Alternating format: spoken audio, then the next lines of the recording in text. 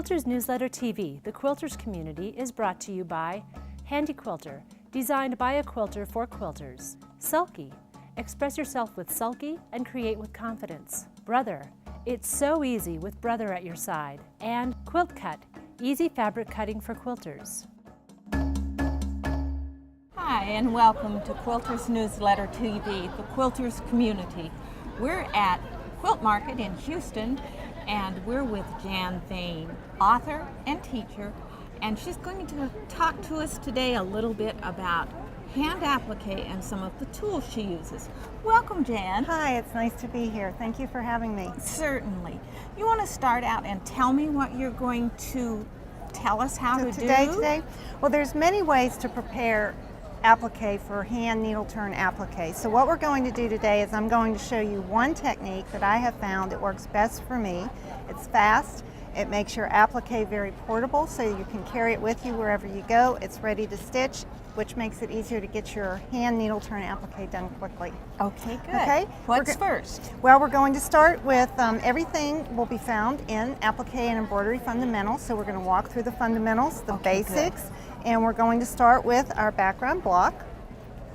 You're going to fold it in half and quarter it. Fold it in half and then quarter it. Finger press it so that you have your center marks. Okay. And they're indicated here on the block with the drawn lines. You're going to do the same thing with your applique pattern. Some patterns have the crosshatch on them, as they do in the book. Others do not, so you'll need to find the center of the pattern. You're going to quarter the pattern, just like you did your applique fabric. You're going to match your center points. Open it up so that you're matching your horizontal and vertical lines, and then you're going to pin them in place. Everything is going to be right side up, your fabric and your pattern. Okay. Then you're going to take a piece of transfer paper and you're going to place that right side up also. Now for the transfer paper, the only paper that works with this technique is a product called Low Cornell.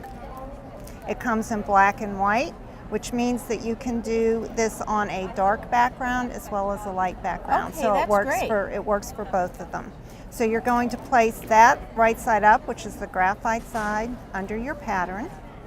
Then you're going to take a stylus, and this is another tool that I just really love. It's a sew line pencil, trio, and in it you have a graphite pencil, a white pencil, and the stylus. So everything is in this one pencil that you'll need for the technique.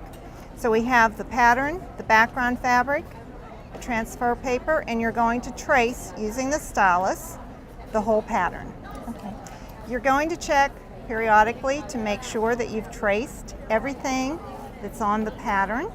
And once you have, then you're going to release the pattern from the pins. Okay. And as you see, everything is on the back. So this is another great way, a great use for this technique, because everything is on the back of your background, nothing's on the front. Then you're going to take your applique fabric. In this case, we're going to start with the letter A. The letter A is going to show you all the techniques in the book that you need to learn for doing needle turn applique. Corners, straight edges, inside curves, curves, outside curves, inside points. So everything that you need to learn to do hand needle turn applique is on this A. Okay. You're going to take and place your applique fabric also right side up on your background fabric so that it covers the area that your A is going to be appliqued in. Then you're going to, on the back side, you're going to baste right along the A, right on the line. Now for your basting, you want your basting stitches to be small enough to define the shape, but large enough that this process goes quickly. Okay. You want to get to actually stitching your applique, not spending a whole lot of time on the prep work. Does thread color matter? Thread color matters. You want to choose a thread that will be visible on your applique fabric. Okay. What I use most of the time to do my basting is YLI quilting thread. It's a neutral, which I can see on the applique fabric. This is also a good place to use all that junk thread that you have in your drawer. The tail ends? Yeah, the tail ends or thread that you bought and said, why did I ever buy this? It breaks in your sewing machine. This is a great place to use that. This, however, if you have just one spool that you can carry with you, and you're going to see in a minute how portable just having a few of these tools makes this process. So once you have it all basted, the next thing you're going to do is you're going to take now your sew line pencil again, and you're going to choose either the black or the white, depending on your fabric depending color. on your fabric color, and you're going to trace along the outside edge of the basting stitches. And it's important that it's on the outside edge. Okay. It's good too sometimes to place a sandpaper board underneath it there so you get a smooth trace line. Okay. Once you've traced it, you're ready to trim it. And I like to use the Karen K Buckley embroidery scissors, the small embroidery scissors. They have a serrated edge so that when you trim your applique fabric, it's almost like pinking the edge of the fabric. Okay. So that you get a nice clean finish and not a lot of fraying when you're needle turning your fabric. Okay. All right. I also have students at the beginning, if they're learning this method and trying to figure out, well, what is a 3/16 inch seam allowance? Well, it's smaller than a quarter, but it's bigger than an eighth. An eighth will make your life miserable as you're trying to learn this process because of frays. So I normally have them take a little small omni-grid ruler, one of the 4x6 rulers, and trace in the raw edge a 3/16 inch seam allowance, which this ruler has marked on it. There is a 3/16 inch seam allowance, so that they know and can start to visualize what that seam allowance is. And that is from the basting to the outside edge. Okay. Not from the drawn line, but from the basted line. Okay, then you're ready to applique. The nice part about this technique is if you don't have a lot of pieces that are overlapped, you can prepare your block to the point of having all your pieces on there so that you can fold it up, take it with you, and go and stitch. Right. So it's nice, you don't have to worry about losing templates, freezer paper pieces, fabric pieces. Everything is basted down and ready to go. Okay? So when you're ready to stitch, when you're appliquing, my preference in thread for appliquing is silk thread.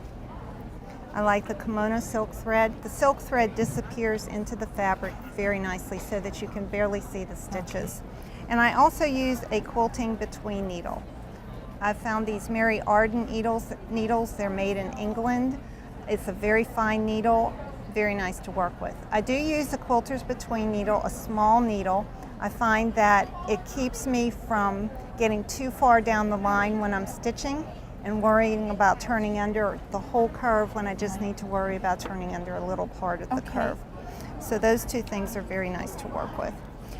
To applique, what you're going to do is you're just going to release some of those basting stitches and start appliquing, doing your applique stitch. When you get to the point where you can't not turn under because of those basting stitches, you just release some more of the basting stitches and continue to applique. And applique all the way around. Okay. And then this is one of the finished products. And it's beautiful. Thank you. In the book, there's 16 different techniques for flowers in the book. Shows you how to do those, takes you through those step by step. So this can change from, the whole look of the block changes by just using different flowers and techniques in there. So this process is very easy, it's very portable. This is all you need: 2 threads, your scissors, your pencil, your transfer paper, and it all fits in a little bag that you can carry around, put it in your purse, and away you go. Super. Do you have a website? I do. The website is grahamcrackercollection.com. Oh, that's great. That's a story in and of itself, but it has to do with our little Cocker Spaniel, so he's very helpful in the sewing room. Oh, so we named it after him. So it's grahamcrackercollection.com. Okay, great.